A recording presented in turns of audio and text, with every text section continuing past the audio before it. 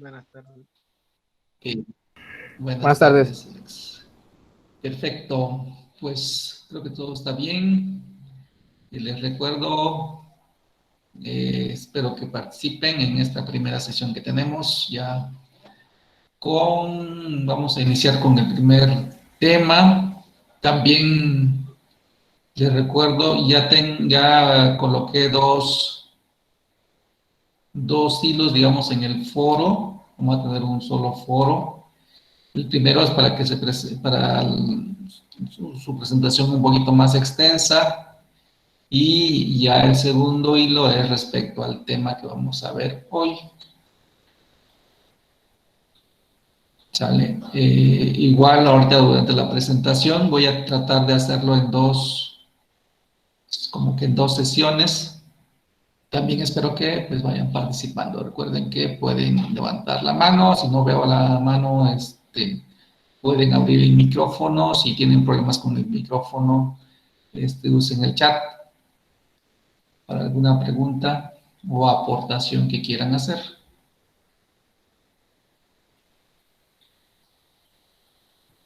Bien.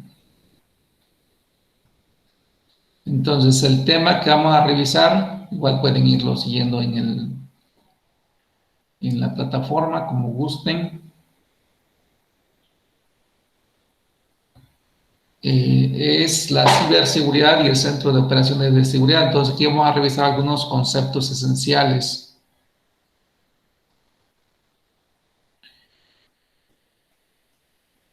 Que tienen que ver, pues, con la ciberseguridad como tal, y luego el centro de operaciones desde el punto de vista de los componentes que participan para mantener, digamos, seguro un centro, un centro de cómputo, una oficina de tecnologías, pequeño o mediano, en el que, bueno, se va a hacer uso de tecnologías específicas de ciberseguridad. Pues se va a requerir de personal seguramente, pero debemos de tener todo un panorama de conceptos relacionados con la ciberseguridad. Entonces, lo primero que vamos a revisar, bueno, es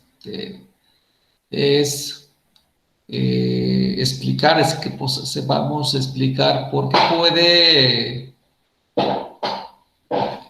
usarse o por qué deben de, por qué hay ataques a través de la red, cuáles son las necesidades o los propósitos de llevar a cabo ataques dentro de la red.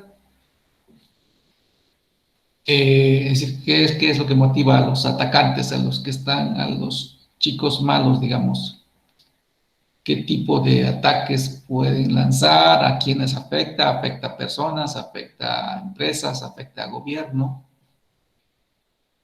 Los distintos alcances de los ataques, cómo la gente se prepara, cómo el gobierno inclusive participa en cierto tipo de ataques. Vamos a ver que vamos a encontrar diversos tipos de ataques, diversos tipos de atacantes, diversos propósitos, obviamente.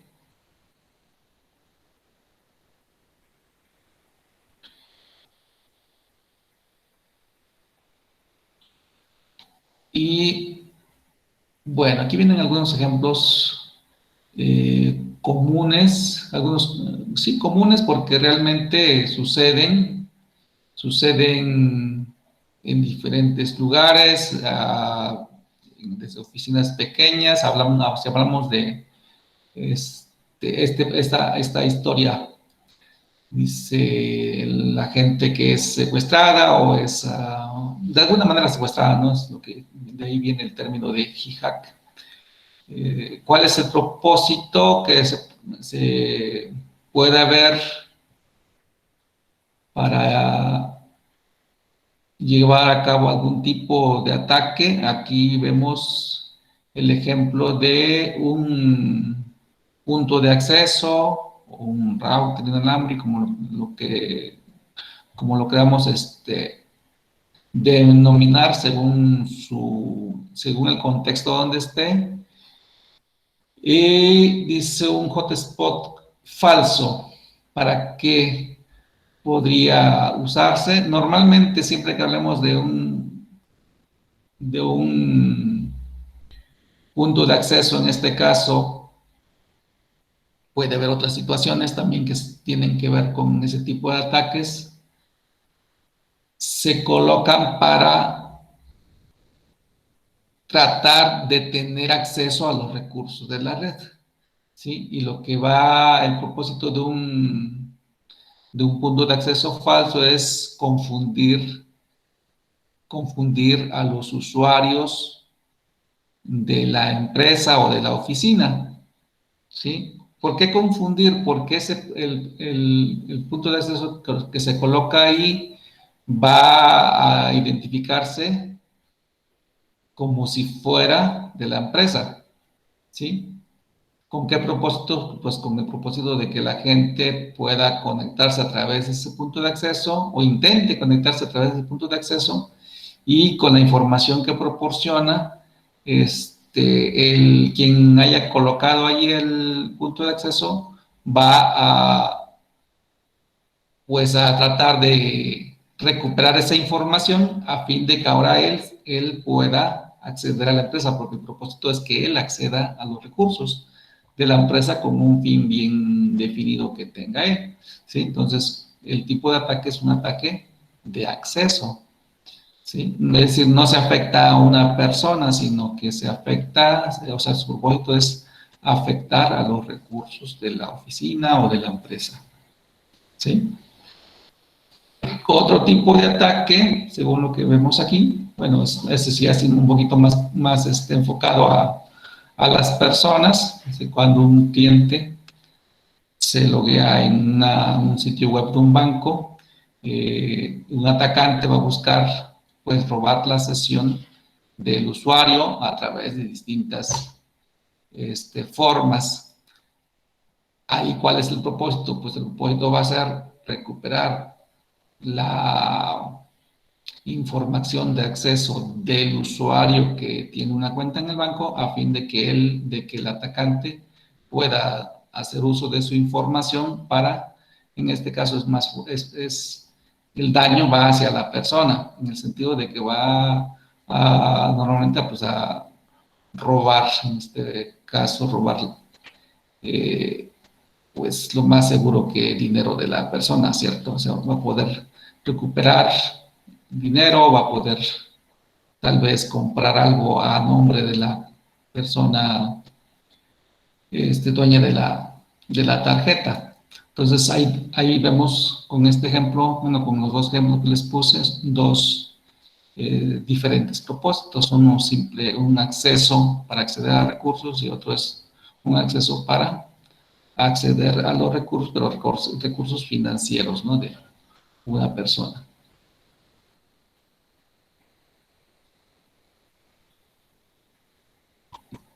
Guiamos dos ejemplos. Otro ejemplo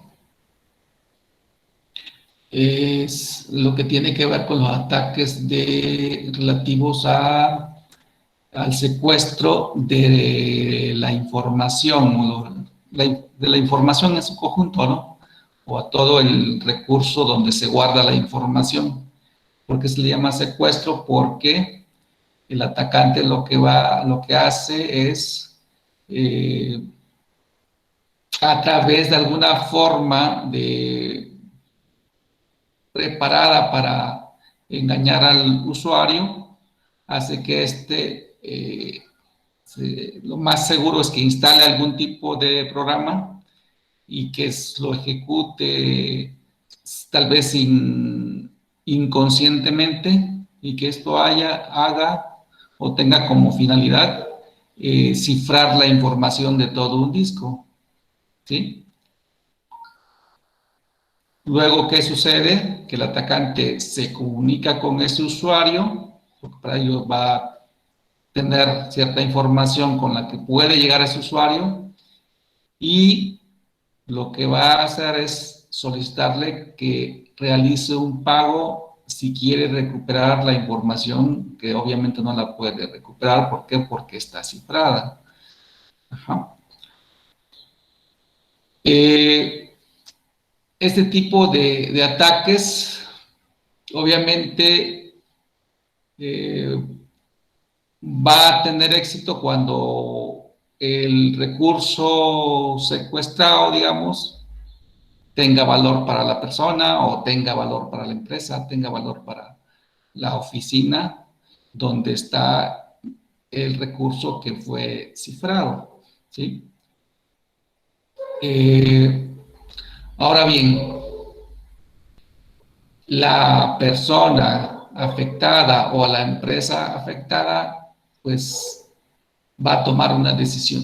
Y si la decisión es pagar, digamos, pagar porque le liberen el recurso, porque es un recurso importante y no tenía ningún respaldo, posiblemente, entonces, pues sucede algo similar a como con un secuestro real. Uno nunca sabe si realmente quien quien cometió el secuestro va a cumplir con lo que ha dicho para liberar lo que secuestró. Entonces, es un riesgo, finalmente hay un riesgo. Es decir, si paga la persona, pues esperará que le liberen el recurso, pero no hay nada que le garantice, ¿sí? Entonces, tiene que, pues, que arriesgar, digamos, arriesgar. Esa decisión es una decisión arriesgada finalmente, pero pues va a depender ahora sí, de qué tan valioso es el recurso que fue secuestrado para tomar una decisión de esa naturaleza, ¿no? Ok, pues no tengo más opción que pagar y esperar a que efectivamente me liberen el recurso, lo cual no siempre se va a cumplir.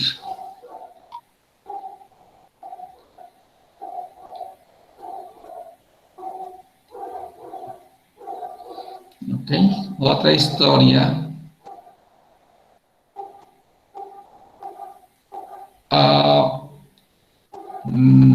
Más de mayor impacto, es una historia de mayor impacto, la encuentran en internet. Tiene que ver con son distintos tipos, si checamos, son distintos tipos de ataques. Acá atrás fue el famoso ransom. Tiene que ver con un gusano. Los gusanitos, ¿alguien tiene idea de cómo funciona un gusano de red?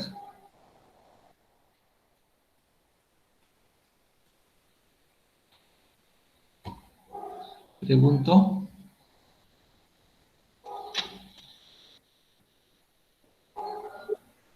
No, profe.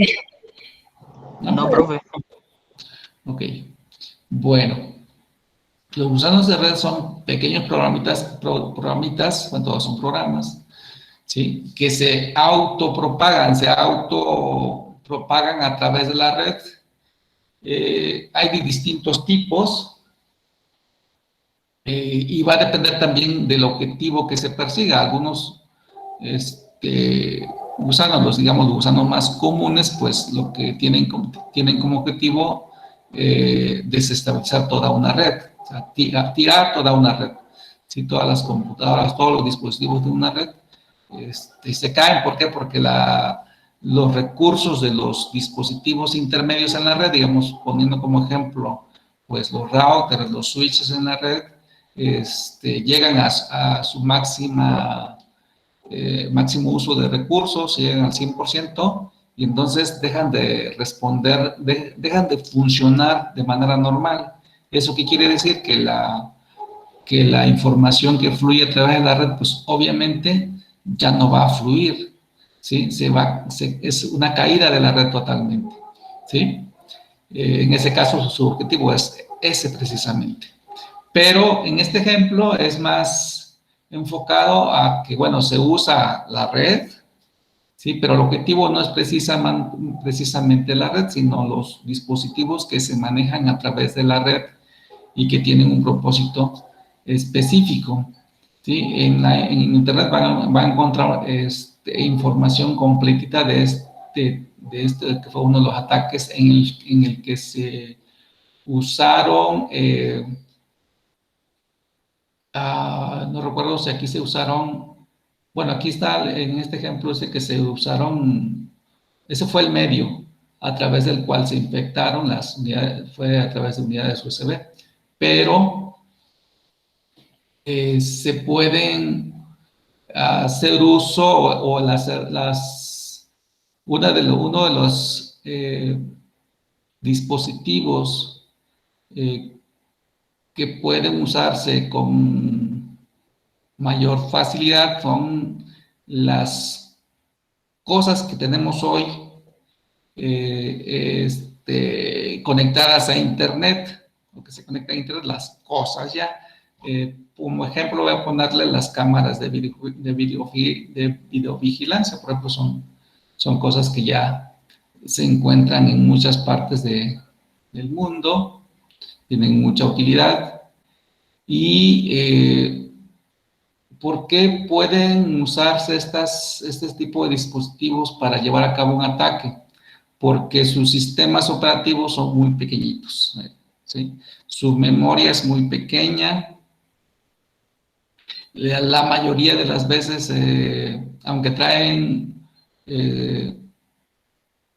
un control de acceso, digamos, ese control de acceso generalmente no se cambia, ¿sí? O sea, se usan el usuario y contraseña por default.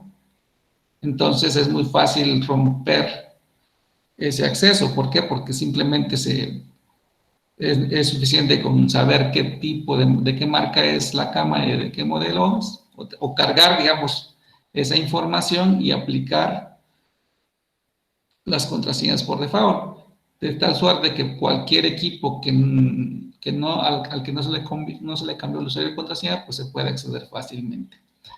Ese es un primer punto. El siguiente punto es que la mayoría de estos tipos de dispositivos, como traen un sistemita operativo, generalmente se conoce como firmware. Entonces pues para que se mantenga seguro es necesario que se esté actualizando. Pero si no se actualiza, también corre el riesgo de que cualquier vulnerabilidad que haya sido descubierta y no tratada, pues hace que el dispositivo quede vulnerable y entonces, pues con el riesgo de poder ser manipulado. Ajá. Entonces, todas esas formas son aprovechadas por los atacantes. Entonces, junto con lo que son los gusanos, todavía hay otra, no sé si ven aquí como una historia separada, otro tipo de ataque que se basa y puede combinarse para generar un ataque, digamos, combinado. Y de hecho por ahí va el ejemplo que le estaba poniendo. Cuando se usan precisamente ese tipo de dispositivos vulnerables para que ayuden al atacante a llevar a cabo un ataque, ¿sí? Es decir, el atacante no usa su máquina como la única para llevar a cabo el ataque, sino más bien desde ahí toma el control de quién, de todos los dispositivos vulnerables que haya encontrado en muchas redes del mundo para que le ayuden a atacar un objetivo, ¿sí? Entonces, en ese caso, pues obviamente son miles de equipos vulnerables que se utilizan que son controladas por el atacante, es el servidor de ataque, y de esa manera, desde esas maquinitas o desde esos dispositivos se lanza el ataque, se conoce como ataque distribuido, hacia a un objetivo particular. En este caso, lo que crea el atacante es una red zombie, se llama botnet. ¿De acuerdo?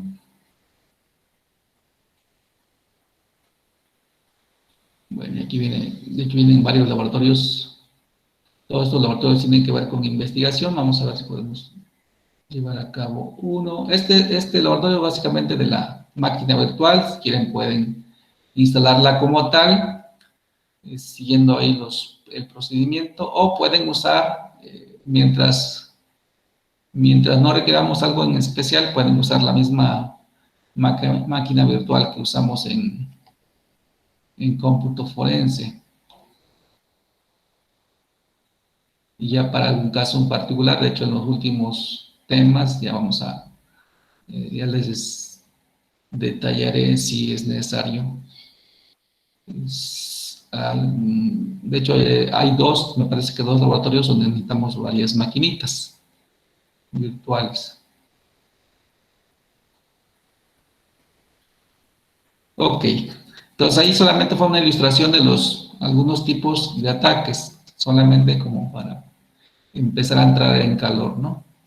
Ahora, ¿quiénes son los culpables? Aquí viene una especie de clasificación, es decir, ¿quiénes pueden atacar? ¿Cómo se clasifican?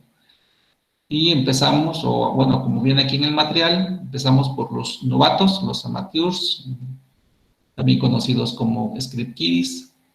¿Qué característica tienen estas personas? Pues que no tienen mucho conocimiento, no tienen mucha habilidad, más bien se apoyan mucho en la información que encuentran en Internet, las herramientas y la información que tienen para llevar a cabo un daño y bueno, se ponen a atacar, ¿no? O sea, no requieren mucha experiencia.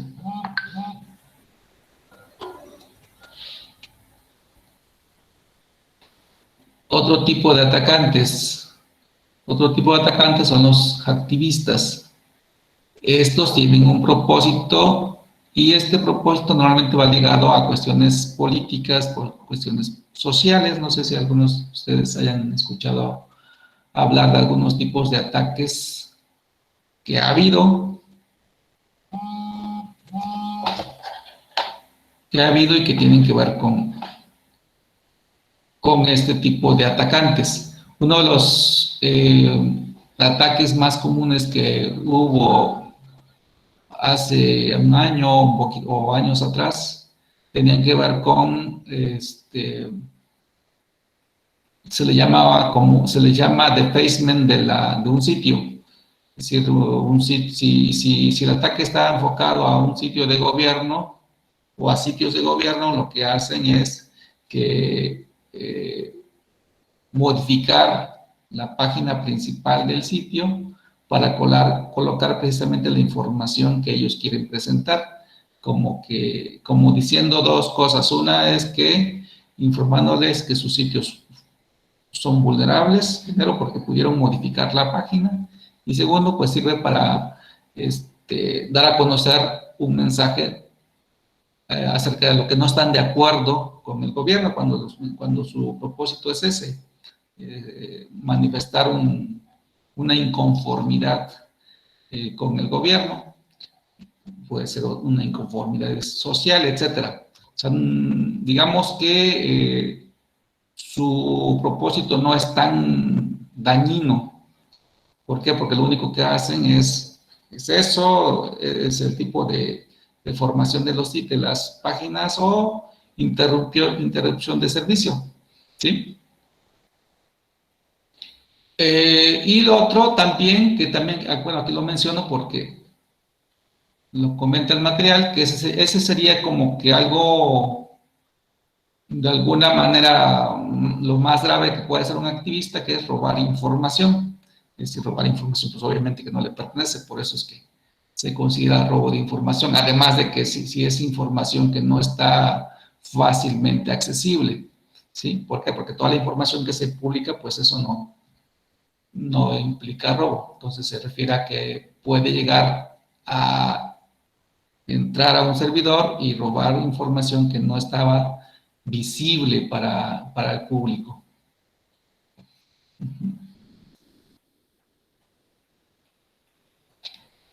Bueno, ¿qué otro tipo de atacantes vamos a encontrar? Pues lo que tienen que ver con las ganancias, ¿no? O con el acceso a, generalmente, pues a bancos, ¿sí? Obviamente estos tipos de atacantes, pues son los que de alguna manera logran afectaciones ya a personas como tales o bueno, al banco en general también, ¿no? ¿Por qué? Porque lo más grave de estos tipos de atacantes es cuando roban dinero. Lo menos grave es cuando simplemente roban información personal de los usuarios del banco. Y eso es lo más, digamos, como que lo más común, ¿no? Lo más común es robar información personal precisamente para tener acceso a las cuentas bancarias de las personas. ¿Sí? Es decir, hablando de los tipos de acceso, es obvio que hay niveles de acceso, es mucho más complicado llegar, digamos, a la información general que tiene que ver con el recurso o los recursos altos en el banco. Entonces, si comparamos delitos, el delito que comete un actor un atacante a un banco contra un activista, pues es obvio que este delito es mucho mayor, ¿no? El delito que comete este tipo de persona.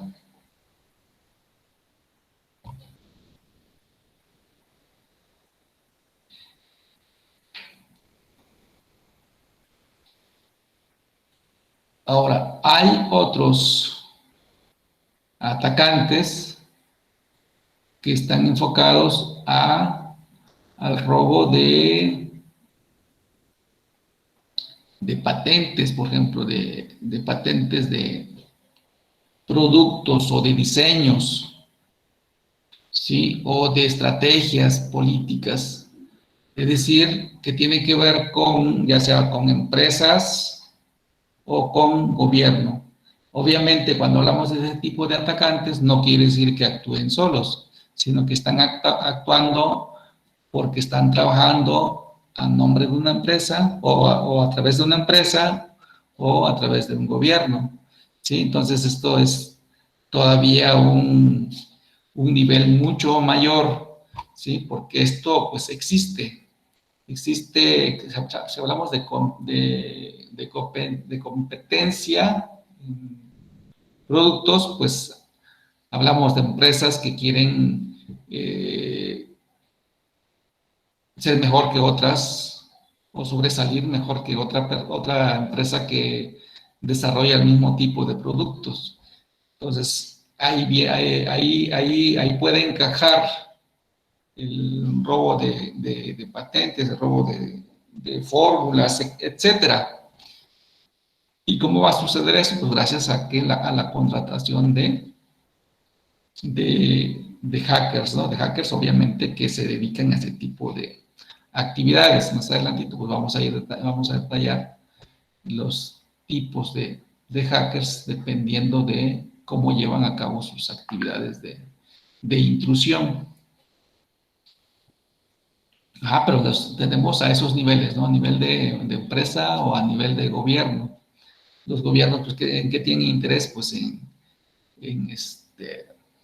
los controles, ¿no? En control político, la guerra entre naciones, mantener el poder o tomar el control del poder a nivel de competencia entre países.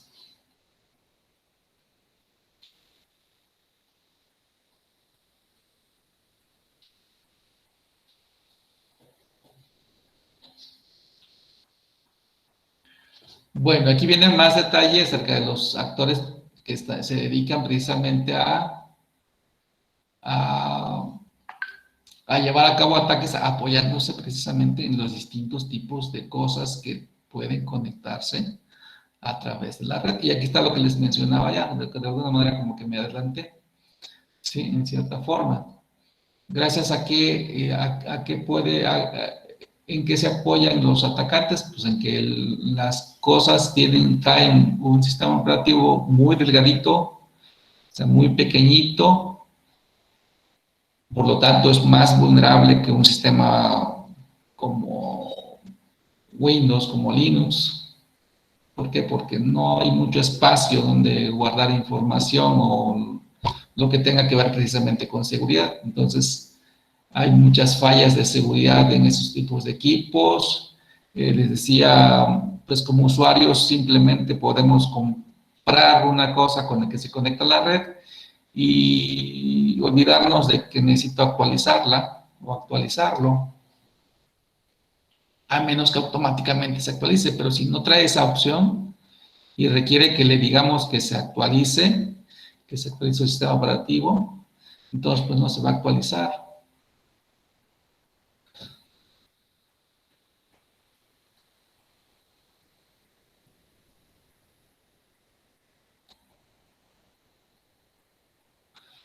Ok. Impacto. Aquí vienen, este ejemplo es enfocado pues, específicamente a la información personal y a la información de salud, ¿sí?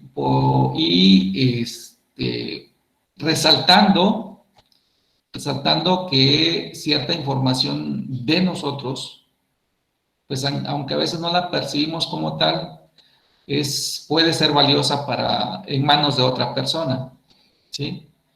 Y nos ponen aquí ejemplos de lo que puede ser valioso. Obviamente va subiendo a nivel de que vamos revisando, ¿sí? Y nos ponen aquí los ejemplos de tipo de información que es valiosa. A lo mejor yo te voy a tomar como información que es valiosa y que no lo percibimos porque decimos, bueno, pero si es simplemente mi domicilio y mi número de teléfono, ¿por qué podría, o mi correo, ¿por qué podría ser valiosa?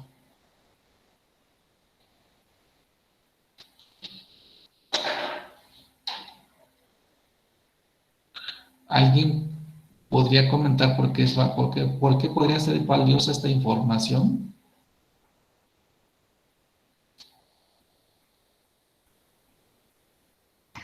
Porque pueden usarla para hacer compras, ¿no? Y podemos hacer facturaciones, creo. Ajá, esa podría ser gracias Hugo, esa podría ser una justificante de por qué sería valiosa esta información, ¿sí? Pues por qué tendría valor, ¿de acuerdo? Y hay otras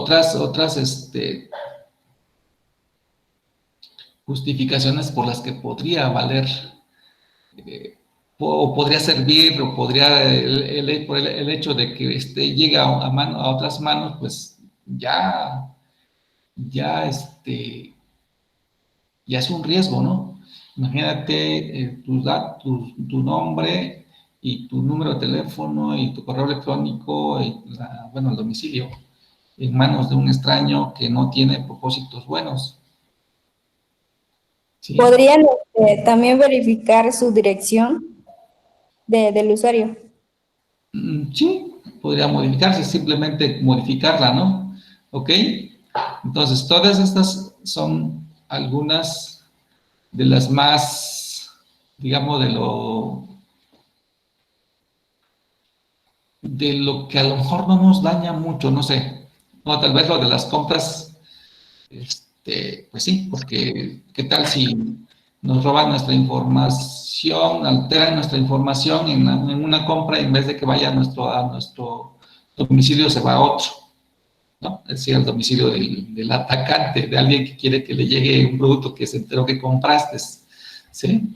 Entonces, Sí, eso decías, ¿verdad, Hugo? sí, de hecho hay unos que hacen, por ejemplo, una compra así, ponen dirección de envío por ejemplo, algunos hasta se atreven a poner su propio domicilio, Ajá, pero para facturar ponen, por ejemplo, el que pone usted ahí de ejemplo, sí, usan la calle, el email Bueno, en el mail no tanto, ¿verdad? Pero hasta llegan a poner el mismo número. Claro. Ajá, entonces ese sería algo que pues ya puede afectarnos, Y ¿sí? también con lo del email, ahí también está lo del phishing, ¿no? También está lo del phishing, también está el hecho mismo, yo ahorita voy a ponerles dos ejemplos más, pues alguien que sepa tu correo y que pues obviamente nunca se lo compartiste, Ajá. si tiene intenciones nada buenas, pues puede usarlo para amenazarte, Sí, ¿sí? de hecho también con el número telefónico a veces llegan, Con el número de teléfono, pero ya tenemos ahí los datos, ¿no? llegan de las cuentas bancarias diciendo que debes abrirlo porque tú solicitaste algo o simplemente tu estado de cuenta y no es cierto. Claro. O que hiciste una compra y que no pasó tu tarjeta y que necesitas cambiarla y que etc, ¿no? ¿De acuerdo? Entonces, por ahí ya te están queriendo robar cierta información. Esas, ya tenemos allí aspectos delicados con información personal, ¿sí? Eh, Y bueno, aspectos que si los vamos subiendo podemos encontrar que hasta nos pueden empezar a llamar pues, para intentar algún secuestro express, etcétera. Entonces, muchas cosas pueden suceder con el simple hecho de compartir nuestra información personal, ¿sí?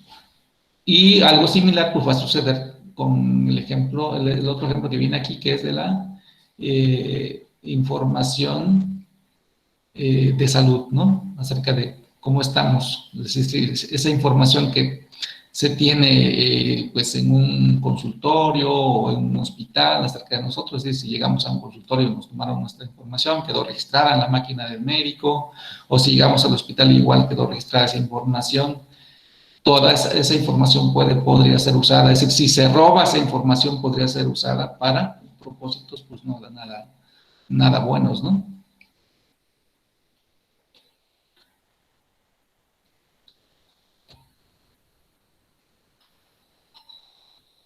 Entonces, por eso esos son los riesgos y por eso también se inventó, se aprobó la ley de protección de datos personales.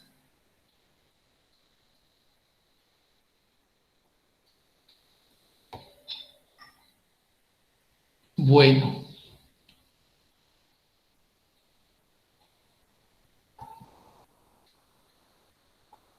bueno, vienen otros ejemplos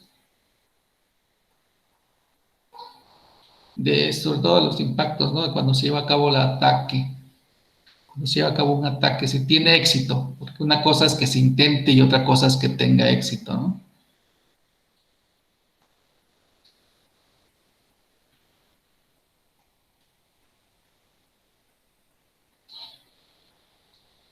Por ejemplo, lo del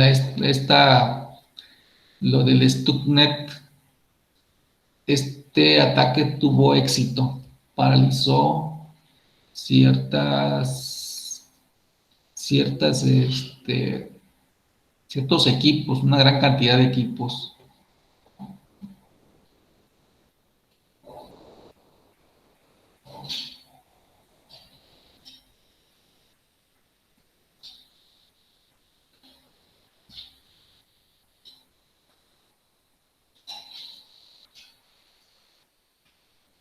Ok. Ahora, ¿cómo hacemos o quién se va a dedicar a tratar de parar estos delitos o estos ciberdelitos? Pues ahí entran precisamente los estudiosos de la ciberseguridad, los expertos en ciberseguridad. Es decir, ahí entrarían ustedes en el momento en que les gusta el área, empiezan a adentrarse en el área y empiezan a revisar qué habilidades deberían de tener para tratar de reducir los distintos tipos de ataques que puede haber en la red. Entonces, aquí en particular, pues vamos a revisar de entrada lo que contiene o lo que conforma más que lo que contiene lo que conforma a un centro de operaciones de seguridad.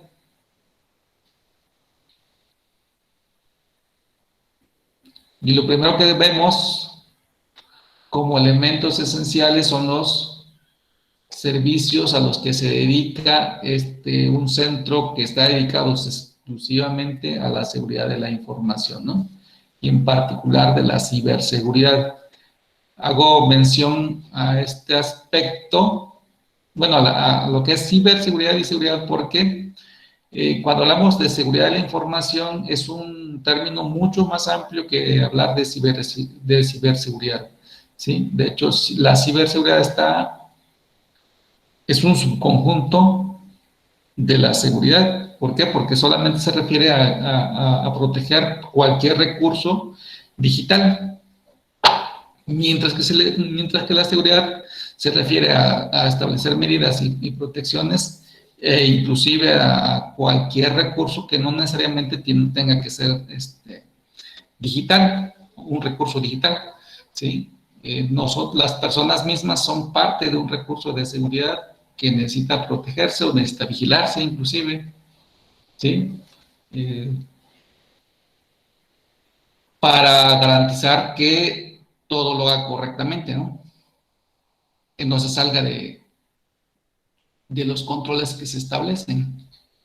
Bueno, pero bueno, los servicios los servicios principales a los que se va a enfocar un centro de operaciones, como lo llama aquí Cisco, Centro de Operaciones de Seguridad, es al monitoreo de los recursos, a la administración de los recursos, a la gestión de los recursos, a tener una comprensión clara de qué soluciones puede aplicar para evitar o para detener, para evitar, para detectar y para detener los ataques. Y para garantizar de alguna manera el funcionamiento seguro de los distintos tipos de recursos que existen en la red. Y obviamente aquí nos ponen un ejemplo como ejemplo, un centro de operaciones podría estar en casa, ¿no? En casa, en casa en el sentido de que sea propietario, o sea, parte de la oficina o de la empresa, por eso dice operado por una empresa, por un negocio.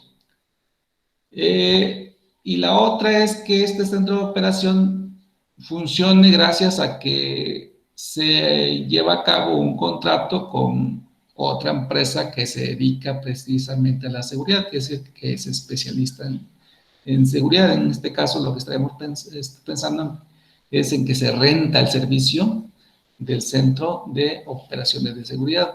Eso va a depender pues, de cómo la empresa vea la importancia o haciendo un análisis económico pueda revisar que le cuesta menos contratando a que tenga su propio centro de operaciones, porque obviamente ese centro de operaciones que incluye pues necesariamente personas que conozcan del área.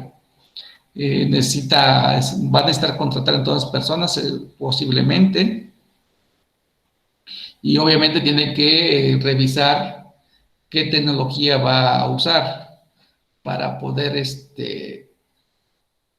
implementar ese centro de operaciones de seguridad y pues definir los procesos que van a estar realizándose para garantizar la seguridad de los recursos informáticos que se tengan en la red de la empresa. Entonces son tres componentes principales: personas expertas en seguridad, los recursos tecnológicos que se van a usar, las herramientas y los procesos. Entonces, ¿dónde? Pues, digamos, lo que cuesta más, vamos a llamarle así, pues son las personas que se contraten y la tecnología que se vaya a usar. Y va a depender, obviamente, de qué tan segura, de qué tanta seguridad vamos a aplicar. Sí, y eso es muy relativo. Eso va a depender de que le dé cierto valor a cada, se le llama activo, a cada recurso que yo quiero proteger. Es un activo de la red al que le voy a poner un valor alto, un valor medio, un valor bajo. Entre más alto sea el valor, quiere decir que es muy importante para mí. ¿Por qué? Porque a lo mejor es donde guardo la información más sensible o la más importante, ¿sí? O por la función también que tiene dentro de la red.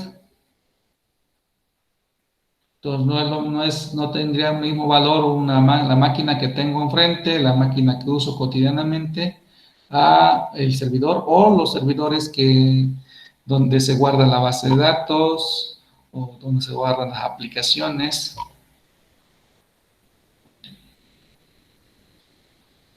Y los dispositivos de la red, los routers y los switches, por ejemplo.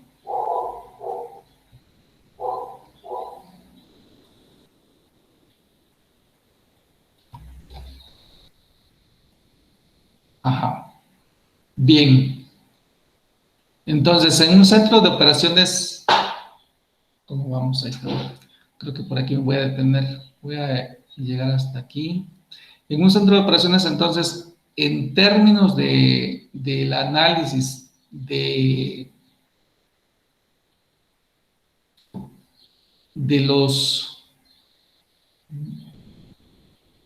en términos del análisis de la información que fluye a través de mi red para identificar si hay amenazas o no hay amenazas, se proponen principalmente 3 niveles de análisis. ¿Sí? Aquí nos muestran el ejemplo, cómo interactúan las diferentes personas que quedan a cargo de cada nivel. Son niveles vamos a llamarle niveles de control, ¿sí? El primer nivel de control es el más bajo, ¿sí? Este sería una persona o varias personas, depende del tamaño de la red, cuya función, digamos, principal es monitorear, es estar monitoreando el tráfico de la red. Imagínense que se tiene cuando menos un Wireshark, ¿sí? Un analizador de tráfico de red, donde yo como analista de nivel 1 estoy revisando qué tráfico está pasando y hacia dónde va, ¿sí? ¿Qué función va a tener este monitoreador, este analista? De identificar posible tráfico anómalo, ¿sí?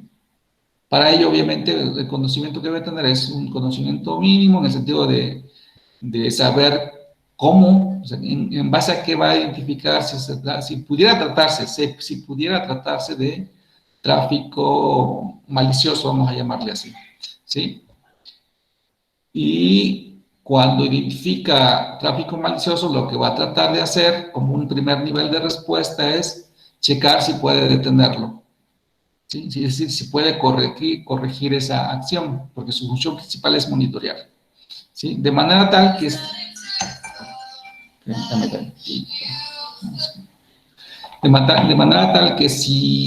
si él no puede detener o no puede tener la certeza de que efectivamente se trata de tráfico malicioso, va a generar un reporte, va a generar un caso, un ticket se llama, un ticket donde él va a plasmar de que es probable que se trate de código malicioso y lo va a pasar al siguiente nivel. Ese se lo pasa al analista de nivel 2, ¿sí? El analista de nivel 2 entonces se supone que tiene mayor experiencia, tiene herramientas más enfocadas al análisis, donde él ya va a poder determinar si efectivamente se trata de una amenaza y cómo detenerla, ¿sí?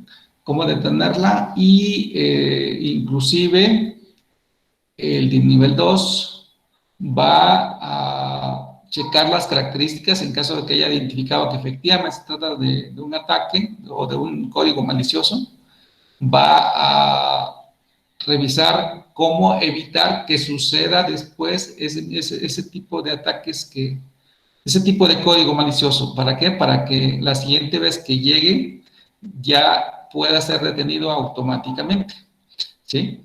Entonces ese es el nivel 2.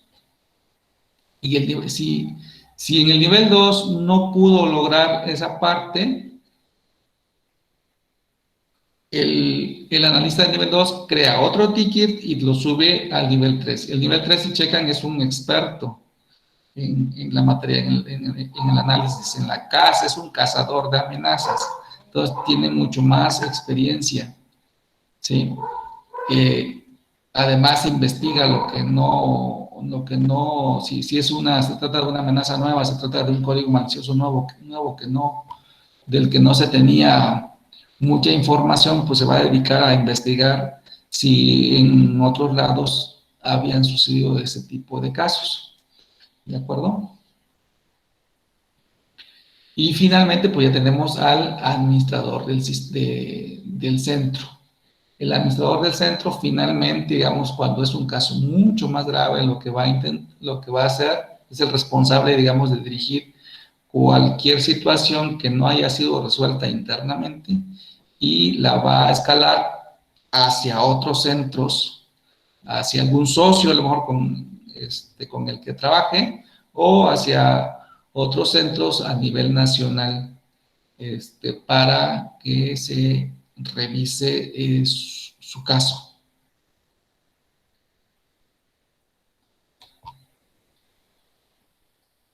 ¿Ok? Bueno, aquí está lo que les comenté prácticamente.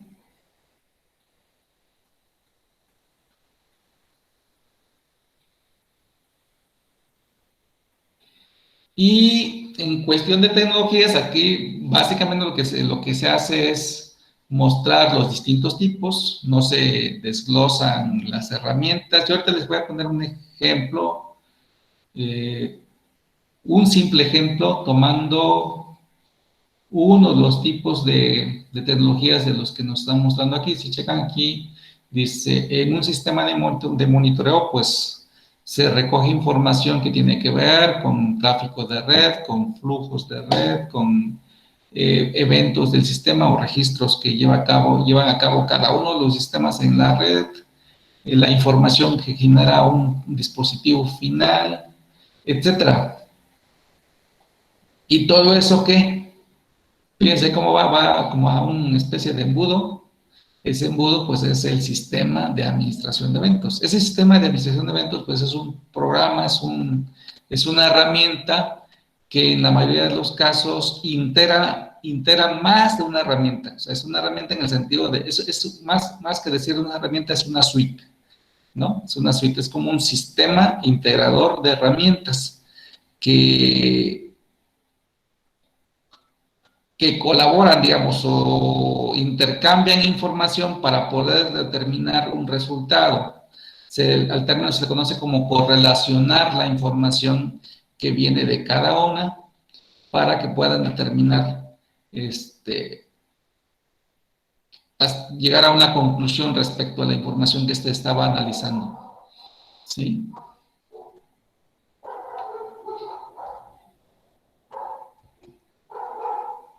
Entonces voy a irme ahorita, voy a hacer una pausa y voy a mostrarles.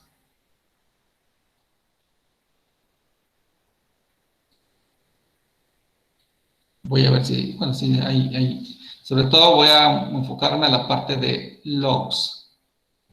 Y los logs los tenemos, pues, en cualquier sistema. Obviamente, dependiendo del sistema, tienen mayor relevancia que otros. No es lo mismo los logs de un dispositivo final de un dispositivo final de un usuario común a un dispositivo final que es un servidor. Aunque sean los dos sean dispositivos finales, uno es un dispositivo de usuario y otro es un dispositivo de servicios. Ajá. Entonces, el dispositivo de servicios es el que tiene mucho más información que puede darnos, que puede aportarnos información valiosa respecto a lo que está sucediendo ahí o lo que está generándose.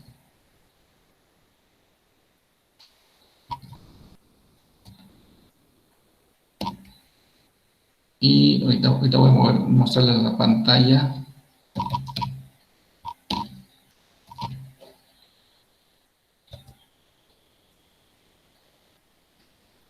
En el caso de Linux, y por eso en las máquinas virtuales nos ponen Linux, porque es lo más común para ilustrar ese tipo de cuestiones de seguridad.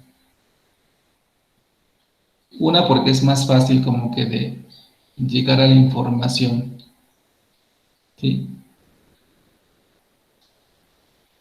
Ahí les estoy mostrando la pantalla, la pantalla y todos los Linux tienen esta carpetita, ¿sí? La carpetita de diagonal bar log. No recuerdo si les había comentado, creo que no. En cómputo forense creo que no lo vimos, o no recuerdo, porque lo vi en redes, pero no me acuerdo con ustedes. Creo que no hubo necesidad.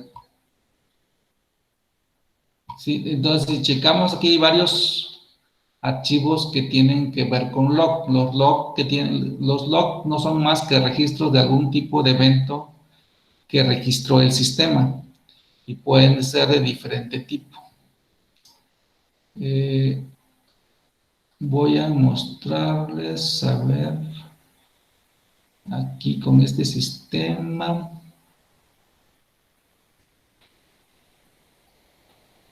Voy a usar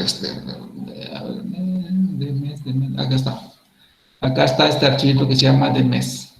Este es un archivo de texto, lo puedo mostrar así como está.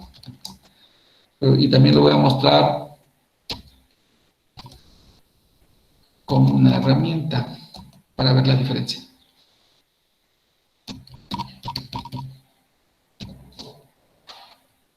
Y voy a tratar de ilustrar otro. ¿Qué pasó? No le puse el comando. Ahí está. Sí, que básicamente, ¿qué información me muestra? Que básicamente el proceso de arranque del kernel de mi máquina. ¿Sí?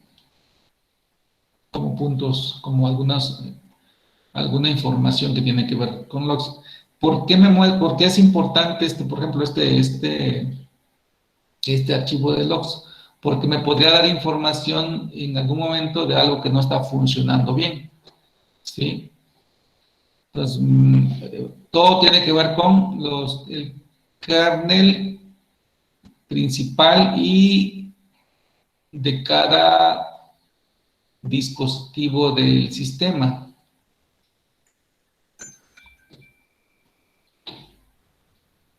¿De acuerdo? Entonces,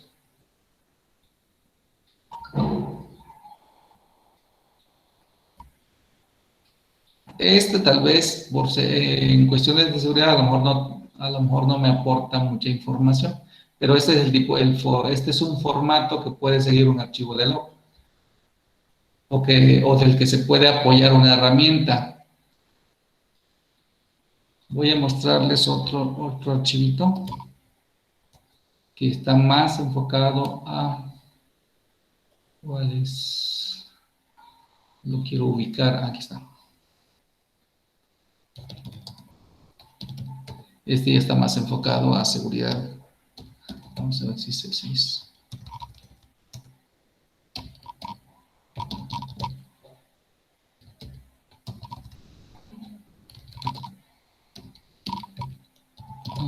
No, ahí está. Sí, ya tiene que ver con sesiones que abren las distintas aplicaciones que estoy corriendo en mi sistema. Si, por ejemplo,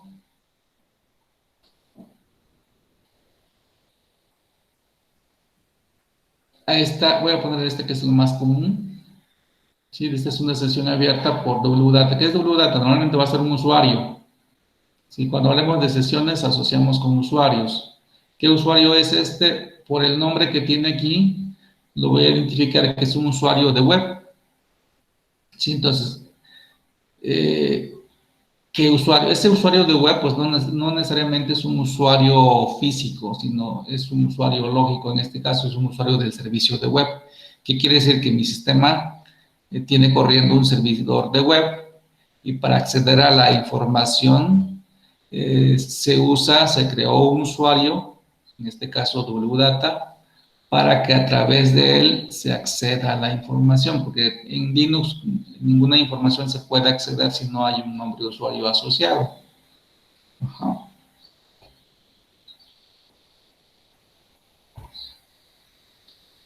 Y aquí está algo que todavía es más relevante.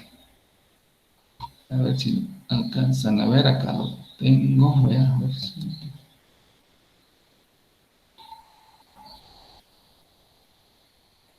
Acá arriba lo tenía, aquí está.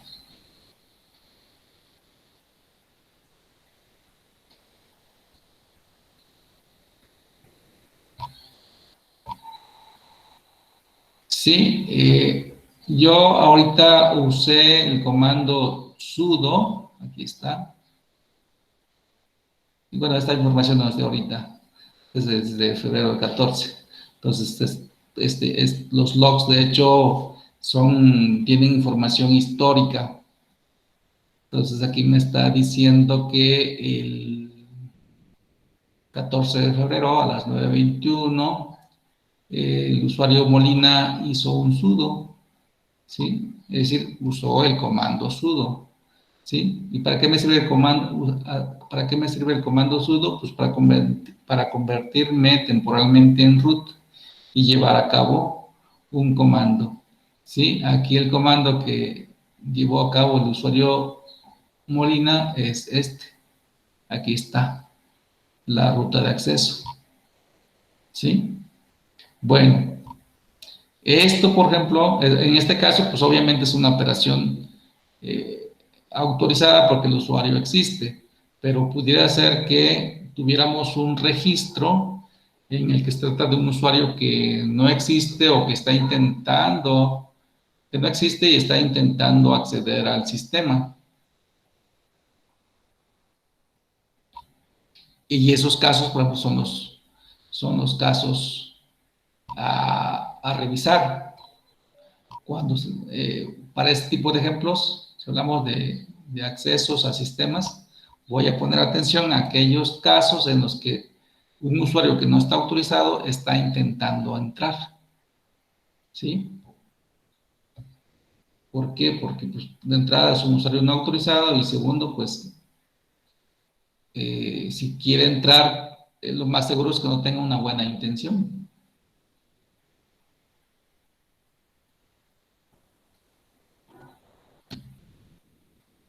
Entonces, este es un tipo de archivo que es usado por una suite de administración de eventos. ¿Por qué? Porque todo esto se consideran eventos. Obviamente unos eventos son buenos o algunos eventos son dudosos y pues el sistema como tal no sabe, entonces por eso es que correlaciona información entre los distintos sistemas que están interactuando. Y aquí también vamos a mostrar pura información de registros de eventos.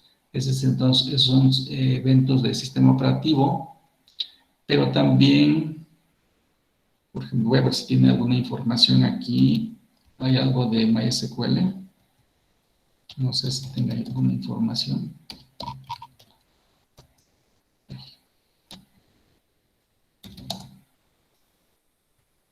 Sí, aquí está. Por ejemplo, también aquí está un archivo de log. Entonces, si es de log, quiere decir que tiene registros de ciertos eventos que tienen que ver con MySQL. Entonces voy a ver qué tipo de información podría tener. Si es que tiene, no tiene nada. Eso fue lo primero que tuve que haber verificado. No tiene nada todavía. Quiere decir que no se ha generado ningún registro. ¿Sí? Tiene 0 bytes. Pero acá tengo otro. Y voy a hacerle un -L para ver si tiene información. Este tiene información de febrero de 18 de hoy. Vamos a ver qué tipo de información tiene. Realmente, este archivo de log es un archivo de log de un servidor web, del servidor web o del servicio de web más propiamente. Obviamente yo ahorita no he estado accediendo, además mi servidor web pues no es público, entonces no es tan relevante la información, solamente es para ilustrar. Sudo y ya cuando veamos Linux vamos a ver un poquito más a detalle esto.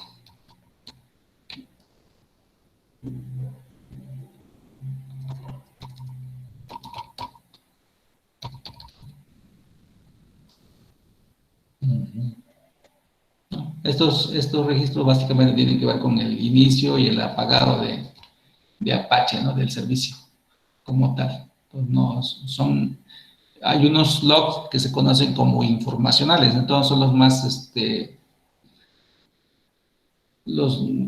están dentro de los logs confiables, ¿sí? Porque solamente me informan cuando el servicio se enciende, se activa, pues, o cuando el servicio se desactiva, a qué hora y qué día. Entonces, este es el formato que de cada archivo de log lleva un formato, ¿sí? También ya más adelante vamos a revisar el formato común que ayuda a que la información sea homogénea y se trate de una manera mucho más normalizada.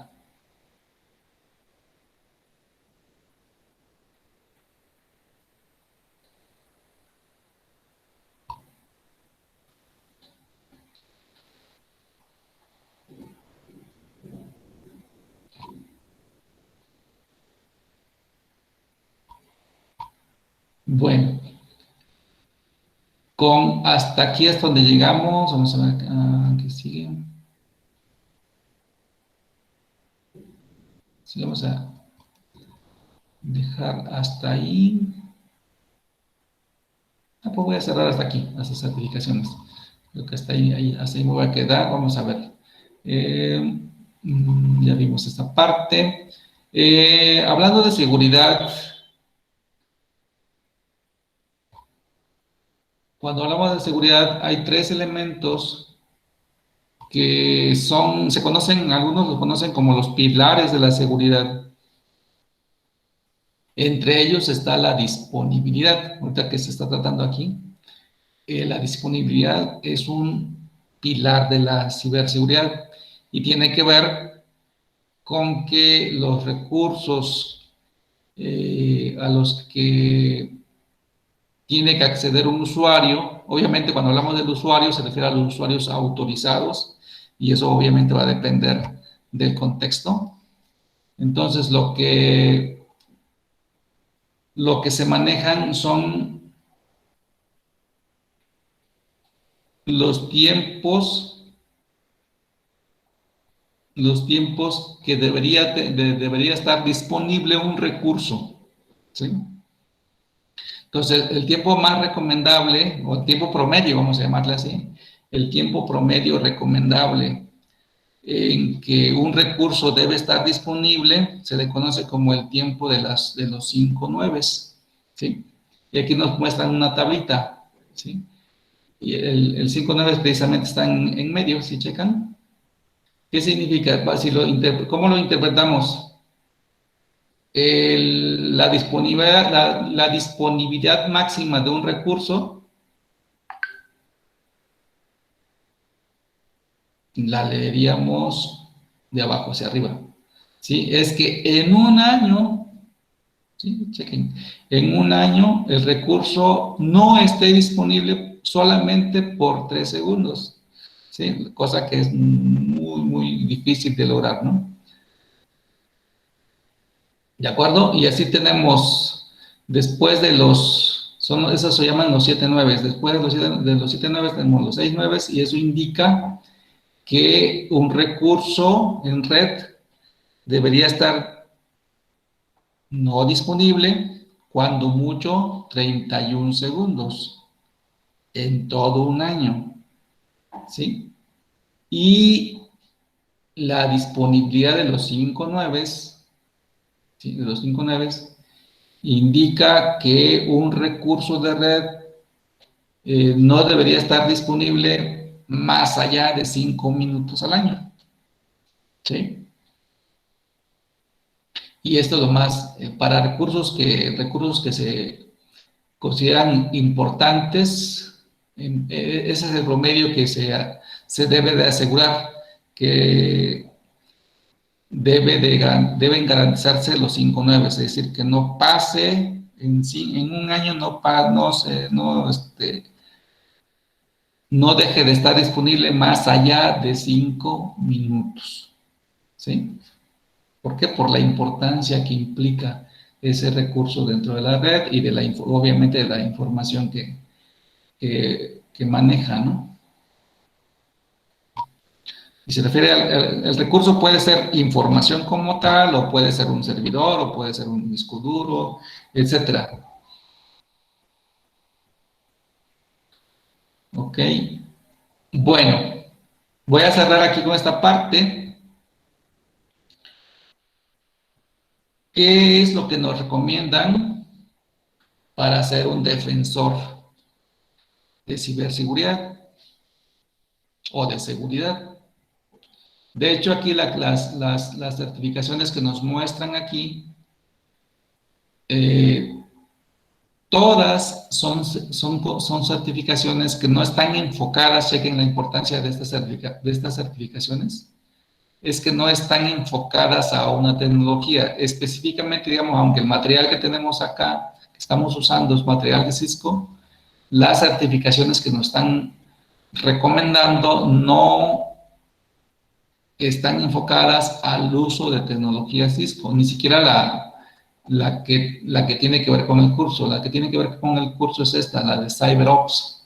¿Sí? CyberOps, en la medida que vayamos avanzando en el curso, vamos a ver que si trata de alguna tecnología de Cisco es muy poco, no se enfoca mucho. ¿Sí? ¿Por qué? Porque su enfoque es general, ¿sí? No importa tanto la herramienta ni el fabricante. Lo que importa es que apliquemos correctamente las herramientas, e inclusive se enfoca mucho a las herramientas open source, ¿sí? Y también se señala, no recuerdo aquí mismo en este tema, que si alguien de ustedes me preguntara, ¿qué es mejor, una herramienta open source o una herramienta de un fabricante en especial? La respuesta es, depende de la aplicación, ¿sí? Es decir, ¿para qué la vas a usar? O sea, ¿para qué la necesitas? O cuál es la función de esa herramienta y qué quieres lograr, ¿sí? De tal suerte que lo que más se recomienda es, en un momento dado, es la integración. Es decir, ni una ni otra es buena, ni una ni otra es mala, ¿sí? Sino que se pueden complementar. Si yo tengo los recursos para comprar una herramienta que obviamente cuesta, pues adelante. Pero si no tengo el recurso, entonces, y sé que hay una herramienta alternativa y que no cuesta, entonces pues me voy con la que no cuesta. ¿Cuál es la diferencia? La diferencia más grande entre una herramienta que tiene la misma función, una herramienta que cuesta, contra una herramienta que no cuesta, lo más diferente es el esfuerzo, ¿sí? Me va a ser más como que más, voy a requerir de más esfuerzo en aprender, digamos, cómo usar una herramienta que no cuesta, una herramienta open source o free. Ahí voy a requerir tal vez un poquito más de esfuerzo a usar una herramienta que compré, ¿sí? Esa es como que la diferencia más grande. Después de ello, los resultados pueden ser similares, ¿de acuerdo? Por eso es que aquí las certificaciones no nos enfocan a herramientas con licencia o a herramientas open source. Lo que nos dejan es a nuestro criterio que nosotros decidamos, y es el momento que nos toca jugar ese rol de experto en ciberseguridad, de que yo pueda tener la certeza de las funciones que lleva a cabo cada herramienta de un tipo y del otro, y dependiendo de dónde esté dónde vaya yo a llevar a cabo mi función, pues pueda recomendar una u otra o ambas, ¿sí? O una combinación, o una complementación, ¿no? Puedo usar una herramienta X con licencia para cierta función, una herramienta de open source para otra función y integrarlas. Ajá. Bueno, pues esas son las 4 certificaciones, no son las únicas, hay muchísimas certificaciones. De estas, ¿qué puedo decirles? Que en términos, digamos, de examen, por si acaso alguien de ustedes dijera, bueno, pues yo quisiera hacer un examen de certificación, ya tengo los elementos y quiero hacer un examen. Entonces, la que tal vez cueste menos en cuestión de examen es esta, la de CompTIA, la CCA. Después de esta, probablemente esta es la que siga en costo, y después de estas otras, ¿sí? Cada una es diferente en términos de sus alcances, ¿sí? De sus alcances. Yo aquí les podría decir, tomando como dos como ejemplo, la de CyberOps es muy enfocada a la parte operativa, por eso se llama CyberOps, ¿sí? Prácticamente se enfoca a lo que vamos a ver en este curso, a esas funciones que vamos a revisar, funciones de monitoreo, de análisis, sin profundizar mucho, sino la parte básica, ¿de acuerdo? Mientras que la de CIS, esta es una certificación profesional, de hecho de ahí viene la AP, si es un profesional en seguridad. Entonces abarca, esta certificación se enfoca a todo un conjunto, se conocen como dominios de la seguridad, ¿sí? Entonces ahí me parece que son 12 o 13 dominios de la seguridad, y CIS estudia o se enfoca a qué se puede hacer en términos de protección en cada uno de esos dominios, ¿sí? Desde el dominio de hardware, desde el dominio de aspectos ambientales, el dominio de los recursos humanos, el dominio de los dispositivos de la red, el dominio de las aplicaciones, por ejemplo, el dominio del control de acceso de los usuarios. Entonces, hay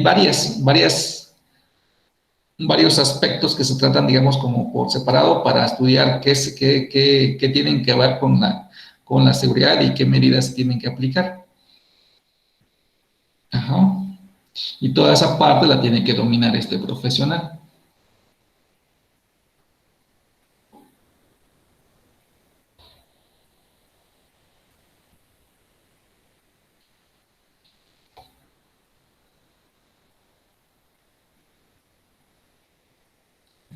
Bueno, o sea, ¿qué otra educación, qué más podríamos necesitar para complementar nuestras habilidades en ciberseguridad? ¿Qué nos recomiendan? Pues, en la medida que nos vamos haciendo expertos, o para irnos haciendo expertos, requerimos necesariamente de la programación avanzada. Y entonces aquí, particularmente, no quiere decir que sea lo único, pero nos recomiendan Python. ¿Por qué? Porque es un lenguaje muy fácil de aprender y que está abarcando muchas áreas de aplicación y obviamente si se está mencionando aquí quiere decir que la ciberseguridad es un área de aplicación que está abarcando Python.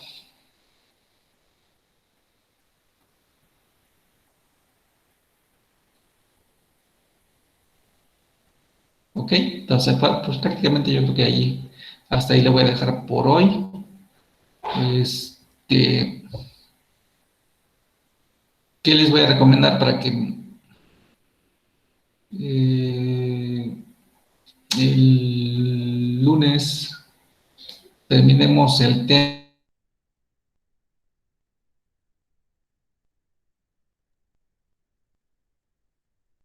y en el material que revisen los conceptos como una forma complementaria, que son básicamente las fichitas de un quiz. Esas son como las fichas del quiz. Entonces tengo las fichas y luego tengo el quiz. Entonces revisen los términos y conceptos para ver qué pueden complementar y luego hagan el quiz, ¿no? El quiz y el lunes lo que vamos a hacer es algo similar al quiz, pero a través de Quizlet o a través de Kahoot. ¿Sale? Y revisen también en la medida de lo posible uno o dos de los laboratorios que vienen en el contenido del tema. Vienen varios laboratorios, todos tienen que ver de alguna forma con investigación sobre ciberseguridad. Y ya aquí, al final, ya tienen las actividades, las tareas que van a entregar. Yo ya le puse fecha a la primera, que es el primer tema. Seleccioné solamente un laboratorio de entrega, porque son varios, entonces para no estar haciendo todos, porque les cuesta a ustedes y a mí también me va a costar revisarlos, entonces solamente seleccioné un laboratorio, ¿sí? También es más o menos de investigación y soportar esa investigación. ¿De acuerdo? ¿Dónde la encuentran? En el contenido. Aquí ya les estoy especificando en qué parte del contenido, que es del tema 1, obviamente, ¿no? Tema 1, subtema y laboratorio. El laboratorio se llama Casos de Estudios de Ciberseguridad. Entonces lo revisan y el lunes comentamos cualquier duda que tengan.